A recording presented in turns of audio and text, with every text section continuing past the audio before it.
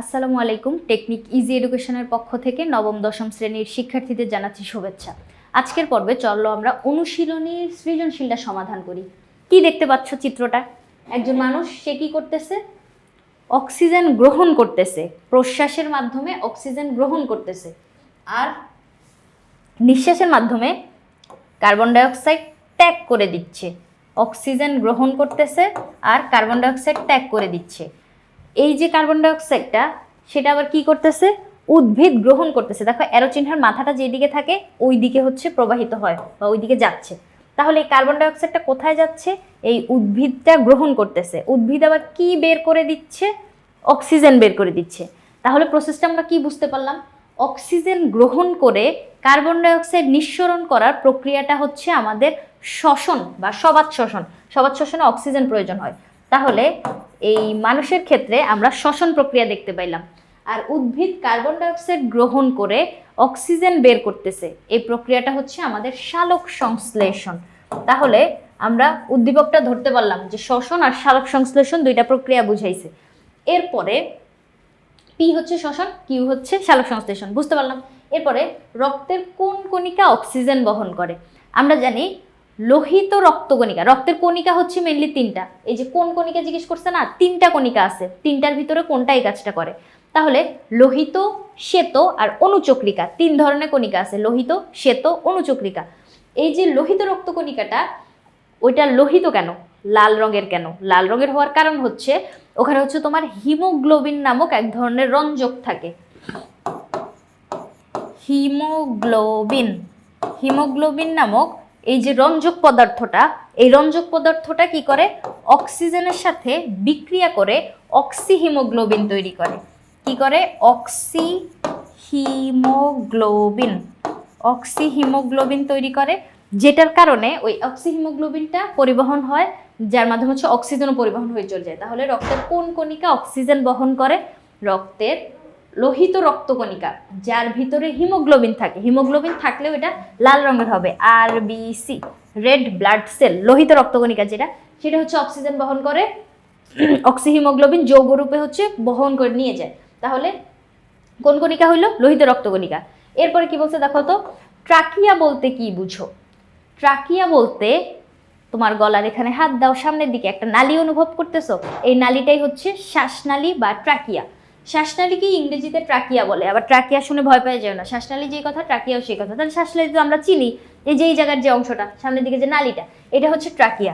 Trachea মনে করো চলতে চলতে দুইটা খণ্ডে বিভক্ত হয়ে যায়। দুইটা খণ্ডে বিভক্ত হইলে আমরা ওটাকে বলি হচ্ছে ব্রঙ্কাস। ব্রঙ্কাস যখন আবার ক্ষুদ্র শাখায় বিভক্ত হয়, এদিকে আরো ক্ষুদ্র ক্ষুদ্র শাখায় বিভক্ত হয়ে যায়, এই তখন আমরা এগুলাকে বলি হচ্ছে ব্রঙ্কিওল। তাহলে ব্রঙ্কাস, এই যে ট্রাকিয়া, ব্রঙ্কাস, ব্রঙ্কিওল। এরপরে এখানে হচ্ছে ফুসফুস, দুইটা ফুসফুস হচ্ছে অবস্থিত। তাহলে ট্রাকিয়া বলতে আমরা কি বুঝলাম?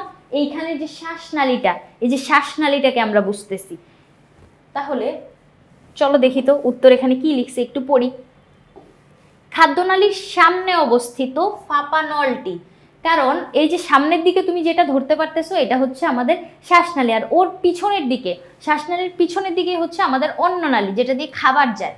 তাহলে খাদ্যনালীর সামনে, খাদ্যনালীর সামনে তার মানে এই যে এইটা, খাদ্যনালীর সামনে অবস্থিত ফাঁপা নলটি, ওর ভিতরে তো কিছু নাই, ফাঁপা কিন্তু জিনিসটা, বাতাস শুধু চলাচল করে। ফাঁপা নলটি হচ্ছে ট্রাকিয়া বা শ্বাসনালী। ট্রাকিয়া যেই কথা, শ্বাসনালীও সেই কথা, ইংলিশ টার্ম লিখছে, ট্রাকিয়া হচ্ছে ইংলিশ টার্মটা। এই নলটি স্বরযন্ত্রের নিচে অংশ থেকে শুরু করে কিছু দূর নিচে গিয়ে দুই ভাগে বিভক্ত হয়ে যায়, বায়ুনলের সৃষ্টি করে। ওই যে আমি বললাম যে এখান থেকে মনে করো ষড়যন্ত্র এখান থেকে শুরু করে নিচের দিকে যখন গেছিল তখন দুইটা খণ্ডে বিভক্ত হয়েছিল না, ব্রঙ্কাস হয়ে গেছিল না, এই কথাটা বলছে। এখানে হচ্ছে তোমার গলবিল। এর প্রাচীর কতগুলো অসম্পূর্ণ বলয়াকার তরুণাস্থি ও পেশি দিয়ে গঠিত এবং অন্তঃগাত্র ঝিল্লি দিয়ে আবৃত। এখন দেখো কি বলছে, যে বলয়াকার তরুণাস্থি, বলয় বলতে এরকম রিং এর মতো হবে। দেখো আমি যদি আঁকি, এরকম রিং এর মতো হবে, কিন্তু সম্পূর্ণ রিং না, মাঝখান দিয়ে ফাঁকা, এজন্য এখানে বলছে অসম্পূর্ণ। বুঝতে পারছি? অসম্পূর্ণ বলয়াকার তরুণাস্থি ও পেশি দিয়ে গঠিত, অন্তঃগাত্র ঝিল্লি দিয়ে আবৃত। এখন ঝিল্লি থাকে এক ধরনের, ঝিল্লিতে হচ্ছে তোমার মিউকাস থাকে, সিলিয়া থাকে, যার জন্য হচ্ছে ওই যে তোমার হচ্ছে শ্লেষ্মাযুক্ত পদার্থ অথবা হাঁচি, এই কাজগুলো হচ্ছে ওই ঝিল্লিগুলা করে। ট্রাকিয়া বা শ্বাসনালীর ভেতর দিয়ে কোনো অপ্রয়োজনীয় বস্তুকণা প্রবেশ করলে ঝিল্লিতে থাকা সূক্ষ্ম লোম সেগুলোকে শ্লেষ্মার সাথে বাইরে বের করে দেয়। শ্লেষ্মা হচ্ছে পিচ্ছিল পদার্থ, শ্লেষ্মা হচ্ছে পিচ্ছিল পদার্থ। ওই পিচ্ছিল পদার্থ আরও অনেক কিছু সূক্ষ্ম সূক্ষ্ম লোম থাকে, ওই লোমের সাথে যায় হচ্ছে তোমার জীবাণুগুলো আটকায় যায়। জীবাণু আটকায় গেলে আমরা হাঁচির মাধ্যমে ওটা বের করে দিই, বা অথবা ওই পিচ্ছিল পদার্থের সাথে মিশ্রিত করে জীবাণুটাকে বের করে দিই। তাহলে এই কথাবার্তা হলো আমাদের ট্রাকিয়া বা শ্বাসনালী। তারপরে কি বলছে, চিত্র পি এ সংগঠিত প্রক্রিয়াটা। পি আমরা কি দেখছিলাম, শ্বসন দেখছিলাম, তাই না? এই যে দেখো মানুষটা যে প্রশ্বাস গ্রহণ করতেছে আর নিঃশ্বাস বের করে দিচ্ছে, এটা হচ্ছে আমাদের শ্বসন প্রক্রিয়া। পি এ সংগঠিত প্রক্রিয়াটা এখন ব্যাখ্যা করতে বলছে, তার মানে আমাকে হচ্ছে শ্বসন ব্যাখ্যা করতে বলছে। চলো আমি যদি শ্বসন ব্যাখ্যা করতে চাই, শ্বসন জিনিসটা কি? শ্বসন হচ্ছে এরকম একটা প্রক্রিয়া, যে প্রক্রিয়ার মাধ্যমে তোমার হচ্ছে অক্সিজেন যখন নিচ্ছ, প্রবেশ করলো অনেকগুলো অক্সিজেন, এই অক্সিজেনগুলা ওই যে রক্তের মাধ্যমে, ক নাম্বারটাতে কি পড়লাম, লোহিত রক্তকণিকা এই অক্সিজেন বহন করে, রক্তের মাধ্যমে আমার দেহের প্রতিটা কোষে পৌঁছায় গেল। প্রতিটা কোষে পৌঁছানোর পরে ও আমার খাদ্য কণাগুলোকে, আমি যে খাবার খাইছি ওই খাবারের কণাগুলোকে ভেঙে শক্তিতে পরিণত করবে আর কার্বন ডাইঅক্সাইড তৈরি করবে। ওই কার্বন ডাইঅক্সাইডটা আমি আবার নিঃশ্বাসের মাধ্যমে বের করে দিব। তাহলে এই যে প্রশ্বাস আর নিঃশ্বাস, এই প্রক্রিয়াটার কারণেই তোমার দেহে অক্সিজেন প্রবেশ করতেছে, তারপরে ভেঙে খাদ্য তৈরি হচ্ছে। অক্সিজেন জীবন ধারণের জন্য অপরিহার্য। হ্যাঁ অবশ্যই, কোনো প্রাণী অক্সিজেন ছাড়া বাঁচতে পারে না, ঠিক আছে? মানবদেহে বাতাসের সাথে অক্সিজেন ফুসফুসে প্রবেশ করে এবং রক্তের মাধ্যমে দেহের সব অংশে পৌঁছায়। রক্তের মাধ্যমে, অক্সিজেন তো একা একা যেতে পারবে না, রক্ত আমাদের পুরা দেহে ফ্লো করে, ওরকম রক্তের সাথে মিশে অক্সিজেনটাও পুরা দেহের সবগুলা কোষে চলে যায়। দেহকোষে পরিপাক হওয়া খাদ্যের সাথে অক্সিজেন বিক্রিয়া করে। কোষে কোষে পরিপাক হওয়া খাদ্য বলতে, পরিপাক যে হইল তোমার পাকস্থলী, ক্ষুদ্রান্ত্র, বৃহদান্ত্র, ওই জায়গায় পরিপাকটা হইল। পরিপাক হওয়ার পরে ওই পুষ্টিগুলো যে অ্যাবজর্ব করে নিয়ে নিল, মানে সরল উপাদানটাকে যে অ্যাবজর্ব করে নিয়ে নিল, কে নিল? দেহকোষটা। ওই কোষে পরিপাক হওয়া খাদ্য যে আছে এখন, ওই উপাদানগুলা অক্সিজেন যায় আবার ভাঙবে। মানে তুমি তো জটিল খাদ্য গ্রহণ করো, তাই না? ভাত খাইছো, ওই ভাতটা ভেঙে গ্লুকোজ বা কার্বোহাইড্রেটে পরিণত হইলো। ওই কার্বোহাইড্রেটটাকে যায় হচ্ছে অক্সিজেন ভাঙবে, ভেঙে শক্তিতে পরিণত করবে। তাহলে ওই যে খাদ্য উপাদানগুলা, খাদ্যের যে সবচেয়ে ক্ষুদ্রতম কণাগুলা, ওগুলা কোষ অ্যাবজর্ব করে রাখছে, ওইখানে যায় আবার ভাঙবে, অক্সিজেন বিক্রিয়া ঘটবে, ফলে তাপ এবং শক্তি উৎপন্ন হবে। তাপ এবং শক্তি, ওই শক্তিটাকে আমরা হিসাব করব এটিপিতে। শক্তি উৎপন্ন হবে। এই তাপ দেহকে উষ্ণ রাখে এবং প্রয়োজনীয় শক্তি যোগান দেয়। তুমি যত ধরনের কাজ করো, প্রতিদিনের সব কাজের জন্য আমাদের শক্তি লাগে, ওই শক্তিগুলা হচ্ছে কোথা থেকে আসে? তোমার এই শ্বসনের মাধ্যমে এটিপি শক্তিটা থেকে আসে। অক্সিজেন এবং খাদ্য উপাদানের মধ্যে বিক্রিয়ার ফলে কার্বন ডাইঅক্সাইড তৈরি হয়। অক্সিজেন আর খাদ্য উপাদান যে বিক্রিয়া করতেছে, মানে শ্বসন প্রক্রিয়া হচ্ছে, অক্সিজেন যে খাবারগুলোকে ভাঙতেছে, ওই ভাঙার মাধ্যমে কার্বন ডাইঅক্সাইড তৈরি হয়। এই দেখো, কার্বন ডাইঅক্সাইড, পানি আর শক্তি উৎপন্ন হয়। কার্বন ডাইঅক্সাইড, পানি আর শক্তি উৎপন্ন হবে। শক্তিটা তো আমরা কাজে লাগাই, তারপরে কার্বন ডাইঅক্সাইডটা বের করে দিই, কারণ ওটা আমাদের জন্য দূষিত একটা পদার্থ। রক্ত এই উপাদানগুলোকে ফুসফুসে নিয়ে যায়, সেখানে অক্সিজেন শোষিত হয়, কার্বন ডাইঅক্সাইড ত্যাগ হয়। এই যে অক্সিজেন রক্তের মাধ্যমে গেল, এবার শক্তিগুলা, এই যে উৎপন্ন উপাদানগুলা, ওগুলো আবার রক্তের মাধ্যমে মিশেই হচ্ছে ফিরে আসবে। কার্বন ডাইঅক্সাইড রক্ত রসের মাধ্যমে যৌগ তৈরি করে আমাদের ফুসফুস পর্যন্ত আসে, তারপরে কার্বন ডাইঅক্সাইড বায়ুথলিতে এক্সচেঞ্জ হয়, মানে অক্সিজেনগুলা হচ্ছে নিয়ে নেয়, আর মানে কার্বন ডাইঅক্সাইডগুলো সে হচ্ছে নিয়ে নেয় বায়ুথলির ভিতরে, আর অক্সিজেনগুলো রক্তে দিয়ে দেয়। তখন ওই কার্বন ডাইঅক্সাইডগুলো আবার উল্টা পথে আসে, ওই যে আমরা দেখলাম যেভাবে হচ্ছে ফুসফুস পর্যন্ত আঁকছিলাম না এর আগের প্রশ্নটায়, ওখান থেকে উল্টা পথে এসে আবার হচ্ছে বায়ুমণ্ডলে বের হয়ে যায়। তাহলে ওই কথাটাই বলছে যে ফুসফুস দিয়ে হচ্ছে ওই কার্বন ডাইঅক্সাইড এসে আমরা হচ্ছে ত্যাগ করে দিই। যে জৈবিক প্রক্রিয়া প্রাণীদেহে খাদ্যবস্তুকে বায়ুর অক্সিজেনের সাথে জারিত করে মজুদ শক্তিতে ব্যবহার। কত কঠিন কথা, এত বড় লাইন কেন? শুনো দেখি কি বলছে।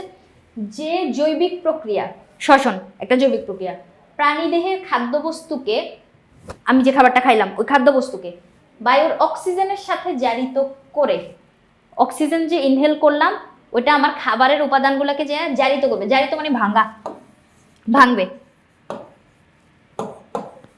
ভেঙে মজুদ শক্তিকে ব্যবহারযোগ্য শক্তিতে রূপান্তর করবে। সে ভাঙার ফলে যে শক্তিটুকু পাইছে ওই শক্তিটুকু বা মজুদ শক্তি যতটুকু সে তৈরি করলো ওই শক্তিকে ব্যবহারযোগ্য শক্তিতে রূপান্তর করবে।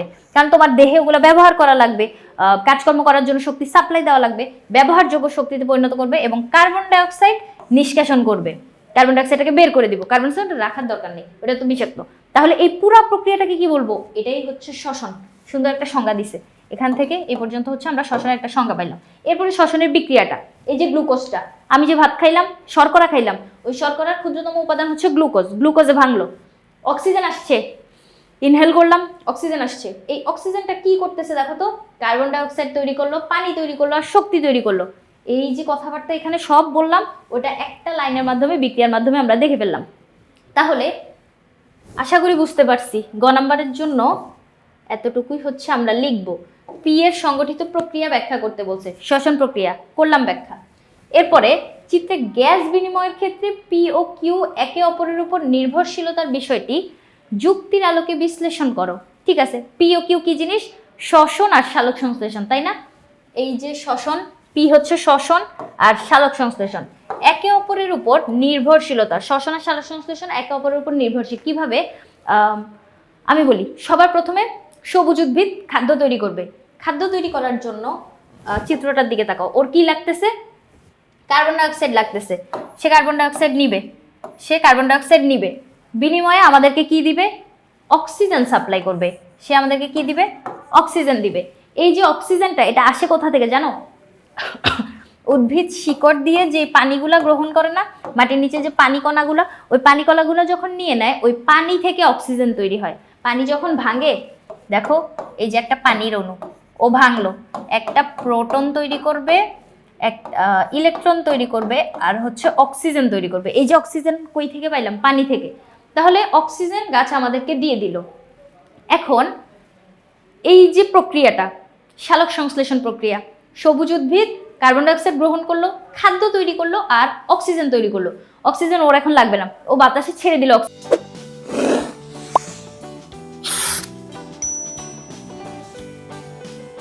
অক্সিজেনটা। এখন প্রাণীদের তো লাগবে, আমাদের তো লাগবে, আমরা ওগুলা ইনহেল করে নিলাম। তুমি যে অক্সিজেনটা নিলে, ইনহেল যে করলা অক্সিজেনটা, এই অক্সিজেনটা তোমার কোষে যায় খাবারটাকে আবার ভাঙবে।